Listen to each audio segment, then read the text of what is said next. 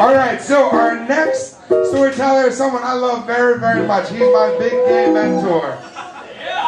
His career is one that I would like to mirror, except without all the fucking chin nuts. Please put your hands together for Ms. Greg Triggs.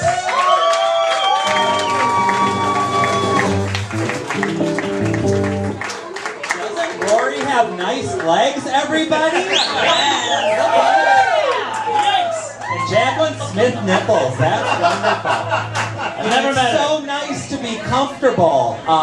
And when you think about pride, of course, you have to think about the times when you perhaps were not so proud, which makes me think of growing up in Wisconsin when everything was big and frightening and scary, and before the internet, when you couldn't look up pictures of how to eat ass, you had to do it by instinct. There were no diagrams. And that was scary growing up in Wisconsin, because that was all very exotic. Like, mozzarella cheese is exotic when you grow up in Wisconsin. And so I remember I used to go to a gay bar called the New Bar back when going to bars was still new. And there was a beautiful drag queen there named Sass Dubois, who looked like George Michael after a good waxing. And he had long blonde hair, and he had legs almost as pretty as Rory's, ladies and gentlemen. And Sass Dubois would laugh at convention in Madison, Wisconsin, and proudly wear drag on the streets and serve you your Miller Lite for $1.50. And Sass Dubois decided that he had a crush on me. But this was back when I was just coming out, and I was very freaked out about a drag queen having a crush on me. I had just decided I wanted men, and I couldn't understand the world in between. And so I told Sass Dubois that I couldn't be with her. And I've regretted that to this day. I'm sorry I said no to Sass Dubois. Sass Dubois, to you I said no today. Oh, Sass Dubois, I'm still not sure if I'm gay. Well, Sass Dubois, my feelings are still locked.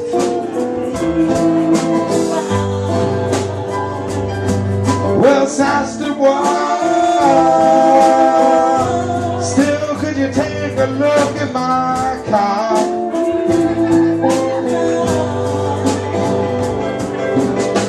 And then Torch Song Trilogy came to Madison, Wisconsin on its first national tour. And my dear friend Patrick O'Connell, who made $3 an hour, bought us tickets in the orchestra section of the Oscar Mayer Theater, ladies and gentlemen. Because in Wisconsin, that's what we name our theaters. And Patrick and I got very, very dressed up, and we looked like little senators in very preppy suits and thin ties, and we went to the opening reception, and we were standing with these guys from my dad's bank, whose wives had dragged them to see Torch Song Trilogy. And Sass Dubois walked in to the alcove of the Oscar Mayer Theater in Madison, Wisconsin, wearing a blue sequined mini dress.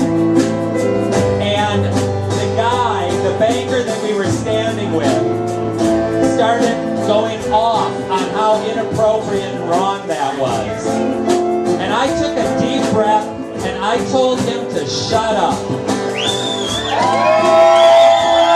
And then I walked up that long staircase, and I grabbed Sass Dubois' hand, and I kissed him in front of everyone in the lobby of the Oscar Mayer Theater.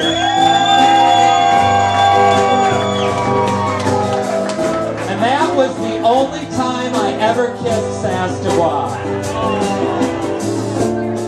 Thank you.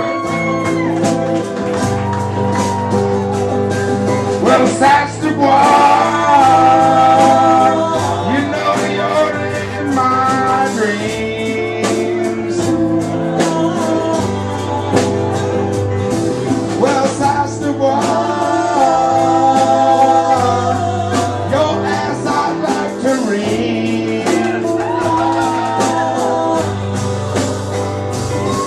Well,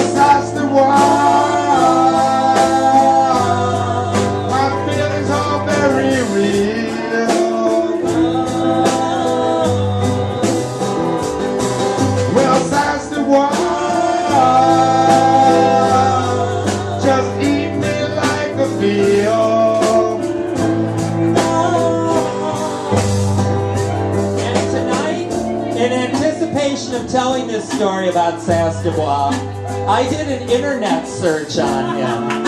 And I found Sass Dubois on Facebook, ladies and gentlemen. Sass Dubois has not aged well. In fact, Sass Dubois wishes he looked like Pete looks tonight.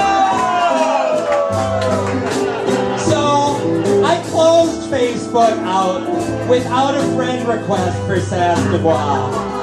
Because when I think of Sass Dubois, I want to think of him and his amazing legs making his way down that long staircase at the Oscar Mayer Theater. And when I think of pride and Sass Dubois, I remember that sometimes pride means choosing to no longer be ashamed. Well, Sass Dubois, I'm sorry that I belched. Well, Sass Dubois, remember when we belched?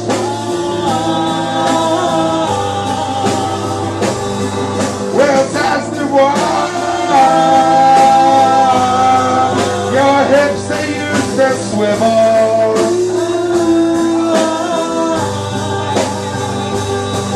Well, Sass Dubois, now your cock is all shriveled.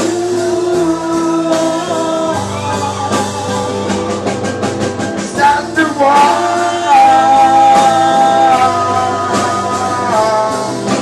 Sass Dubois,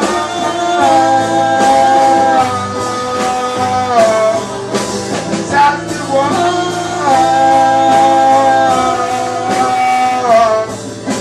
Sass Dubois.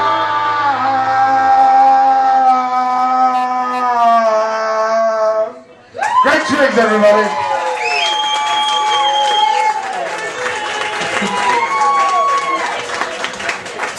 Yeah. I don't know if you guys didn't know this, but you know, when we play a song behind a storyteller, that's an improvised song. Did you like that song? Yeah. Well, you'll never hear it again because we're too drunk to remember it. And